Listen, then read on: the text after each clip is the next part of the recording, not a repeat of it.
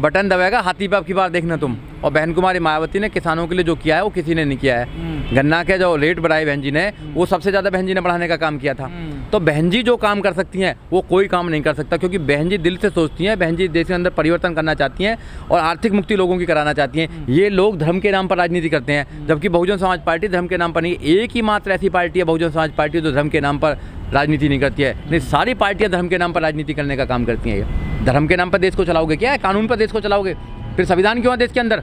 बाबा साहब डॉक्टर अम्बेडकर ने संविधान बनाया, फिर क्यों है वो संविधान? फिर तो तुम अपना संविधान चला लीजिए जो इस संविधान को ख़त्म करने का काम करते हैं। अरे मोदी जी प्रधानमंत्री देश के अंदर बैठे हुए हैं, पार्लियामेंट से मात्र 1 किलोमीटर दूर ही संविधान को जला दिया जाता है, मोदी जी के मुंह से एक शब्द नहीं निकलता है। आप कुछ भी सरकार के खिलाफ बोलेंगे आपको जेल में डाल दिया जाएगा। मोदी जी कुछ नहीं कहते। मोदी जी कहते हैं दलितों को मत मारो, मारना है तो मुझे मारो।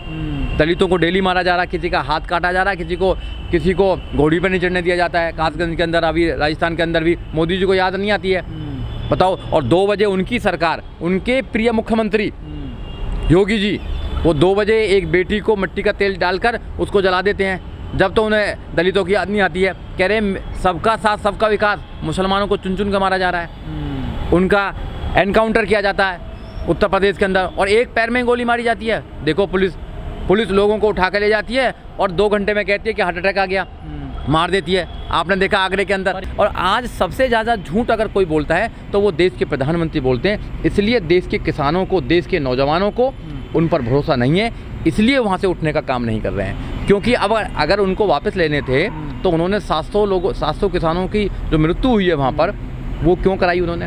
उनके लिए कंपनसेशन क्या है? वो पहले कर लेते। इतना ड्रामा करने की जरूरत क्या थी? इतना ड्रामा दिखाने की जरूरत क्या थी? अगर तुमको वापस ही लेने थे, कहते हैं कि भी हमारी तपस्या में कुछ कमी रह गई, तपस्या में कमी रह गई तो आपने तो वहाँ फोर्स लगा दिया, आपने डंडे बरसाए, आपने कीलें कड़वा दी, आपने क्या नहीं करा आपने किसानों के साथ में, बताइए। माफी मांग लेना प्रधानमंत्री जी। माफी मांगने से काम थोड़ी चलेगा। देश की जनता भी आपसे माफी मांगना चाहती है कि प्रधानमंत्री माफ कर दो हमको। आप बनाया तो बनाया, अब नहीं बनाएंगे तुम्हें 2024 में। 2 बार बना दिया ना आपको, अब हमें माफ कर दो, देश को माफ कर दो आप लोग। तो देश की जनता उनसे माफी मांग रही है, तो देश की जनता भी माफी मांग रही है ना कि आप छोड़ के चले जाओ ना। उन्होंने कहा भी था कि मेरा क्या बिगाड़ोगे तुम, मैं तो थैला लेकर निकल लूंगा, तो फकीर आदमी हूँ।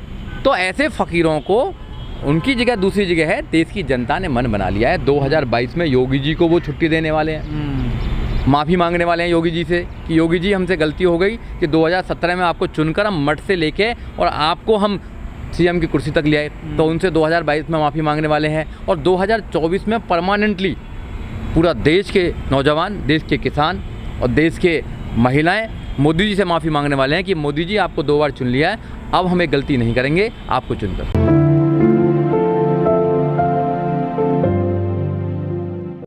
देखो, किसानों को विश्वास नहीं है कि जो प्रधानमंत्री कहते हैं वो सच कहते हैं, क्योंकि प्रधानमंत्री 2014 से जो कहते आए हैं वो झूठ बोल रहे हैं। प्रधानमंत्री जी ने 2014 में कहा था कि मेरे को प्रधानमंत्री बनने दीजिए, मैं 2 करोड़ रोजगार हर साल दूंगा, मगर प्रधानमंत्री जी ने 2 करोड़ रोजगार नहीं दिए, रोजगार छीनने का काम किया है। पहला झूठ। दूसरा झूठ उन्होंने बोला कि मैं 100 स्मार्ट सिटी बनाऊंगा, एक भी स्मार्ट सिटी नहीं बनाई है, तो दूसरा झूठ बोला।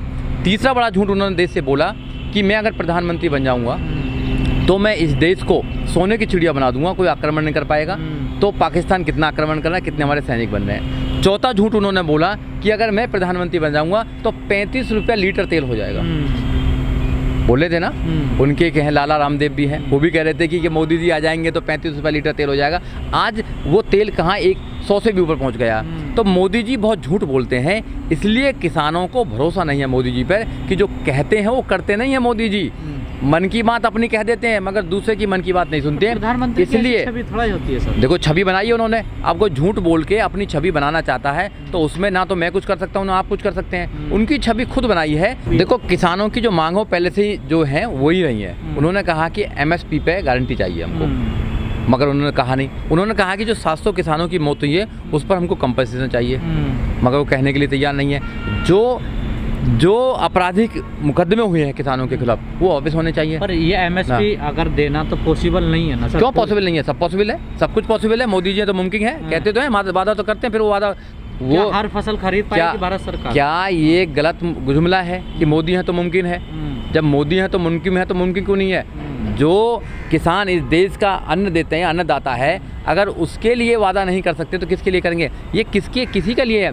क्या रोजगार दे रहे हैं लोगों को? नौजवानों को रोजगार नहीं दे रहे हैं। क्या एजुकेशन दे रहे हैं? नहीं दे रहे हैं। कोविड में आपने देखा क्या इलाज दे पाए, क्या ऑक्सीजन दे पाए? नहीं दे पाए, ऑक्सीजन भी दे पाए। इनकी पुलिस डंडे और बजाती है, तो फिर ये क्या देने पाए? फिर ये सवाल क्यों है? अगर एमएसपी पे सरकार कानून बना दे तो खरीद तो नहीं कर पाएगी ना, यही तो सबसे बड़ा सवाल है। तो पॉसिबल नहीं है, एमएसपी पे कानून भी फसलों की खरीद नहीं कर पाएगी ना, सरकार के पास संसाधन ही नहीं है। क्यों संसाधन नहीं है? सरकार होती है, सरकार कुछ भी कर सकती है। अपने दोस्तों को तो पूरे देश को बेचने का काम कर रहे हैं ये। वो अपने पूरे देश की संपदा को बेच के विदेश में ले जाने का काम कर रहे हैं। हमारा देश सोने की चिड़िया ही है, सब कुछ है हमारे देश के अंदर, बहुत संपन्न देश है हमारा। मगर यहाँ के जो नेता हैं उनकी सोच संपन्न नहीं है। उनकी सोच सिर्फ एक जातिवाद और धर्मवाद पर अटकी पड़ी है।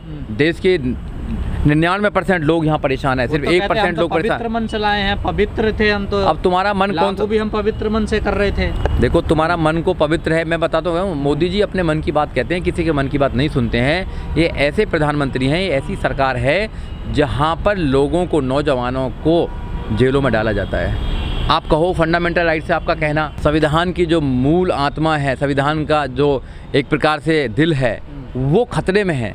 क्योंकि संविधान के अकॉर्डिंग देश में कुछ नहीं चल रहा है। जब कोई इंसान अपने दिल की बात भी नहीं बोल सकता, यहाँ पर आपने देखा नौजवानों को जेल में पहुँचाने का काम किया और आप उसको तोड़ने का काम कर रहे हैं, तो फिर कैसे काम चलेगा? जो इस देश में आप कहते हैं संविधान खतरे में, लोकतंत्र खतरे में, हिटलर शाही है यहाँ पर। आप लोग तो बोलते हैं आंदोलन करते हैं बराबर। आंदोलन शाही में ऐसा कहाँ? आंदोलन हमारा अधिकार है। हम लोगों को भी कितना प्रताड़ित किया जाता है हम जानते हैं। आपने देखा भी होगा हमारे कितने साथियों को आज भी एनएसए लगा कर जेल में डालने का काम किया था। 2 अप्रैल को जिन लोगों ने संघर्ष किया था उन लोगों को जेल में डालने का काम किया था।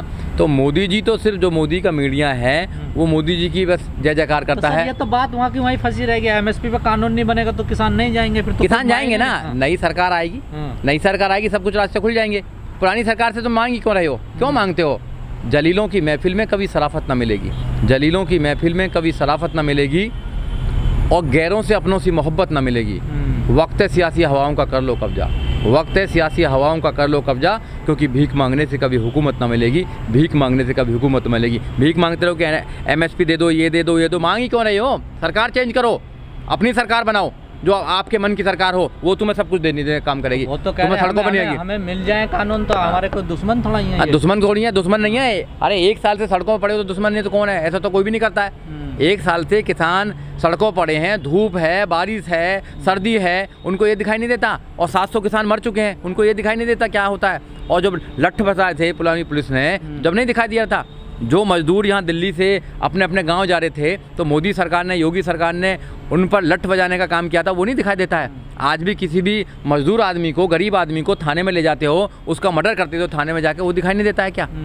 तो ये दिखाने देने वाले हैं, ये भूलना नहीं है, समय पे याद रखना है। जो उत्तर प्रदेश की जो जितनी भी जनता है, देश की जितनी भी जनता है, मैं आपको कहना चाहता हूँ कि आप वो सब याद रखना। 2014 से लेकर 2021 चल रहा है, आपने शासन देखा है, वो याद रखना है आपको। और जब समय आए तो आपको बदला लेना है और मोदी जी, योगी जी से देश को माफ़ी दिवा दीजिए और ख़त्म कर दीजिए।